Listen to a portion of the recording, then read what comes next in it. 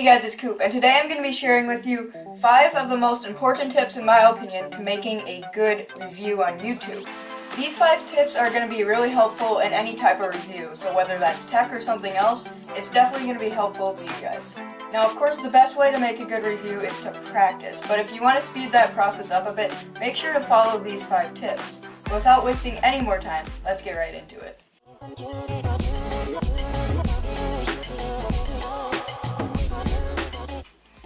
Now before I get started, I just want to say I'm sorry because I'm not using my blue snowball microphone, which is actually right back there right now, in this video. So I told you in my new filming setup tour that I'll be using that, but I kind of figured out that it's a lot harder than I thought. I'm using the Sony RX100, which doesn't allow for a mic input, at least from what I know of and with the equipment I have. I haven't been able to do that, which means I have to line it up in my editing software with video and audio going at the same pace and everything. And I love my editing software, but if there's one thing it's not good at, it's lining up audio and video. And so it takes me usually about 30 minutes to line that up half decently. So I thought, why waste 30 minutes when I could be starting another video or improving another part of another video? And since the audio from the Sony RX100 is already pretty decent, I thought, why waste the time? Okay, the first tip is to know the product. Now this might seem a little obvious, but not everyone does it, so I definitely wanted to include it. What I mean by this is make sure you know the product pretty well, and for instance, if somebody asks you a few questions about it, you'd be able to answer them. So what I mean by this is don't immediately unbox it and then review it. Spend some time with it, whether that's a week or a month or more, spend some time. So that tip all summed up is to basically know what you're talking about when you give your review. Tip number 2 has everything to do with timing.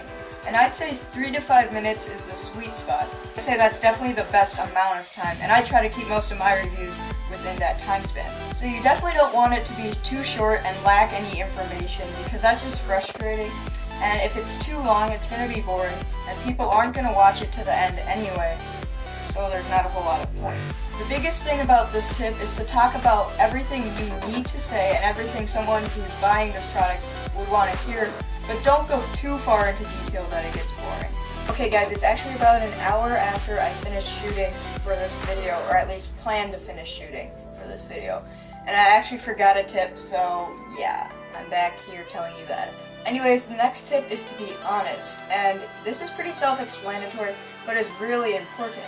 Because if you're not honest about a product, somebody's going to get it, they're not going to like it, and first of all, they're not going to want to really listen to your reviews or believe you anymore, and you just get a bad reputation anyways. But if there is something that bugs you about a product, make sure to tell your viewers in your review about it, and vice versa if there's something that you really like about that product.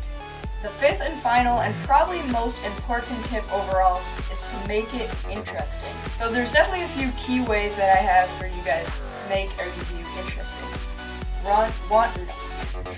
One is B-roll, and what I mean by this is video that goes over a voiceover or something that is video. Basically, make sure your B-roll is really interesting. The best way I've found to do this is by 1, make sure you have some source of movement, whether that's panning and tilting or sliding on a camera slider. I made a review of my camera slider and I love that thing, so check that out. Anyways, another way to make sure it's interesting is to have good quality audio. It's not so much that people appreciate good quality audio as much as they unappreciate bad quality. So if you don't have good quality audio, people are going to notice and probably leave your review right away.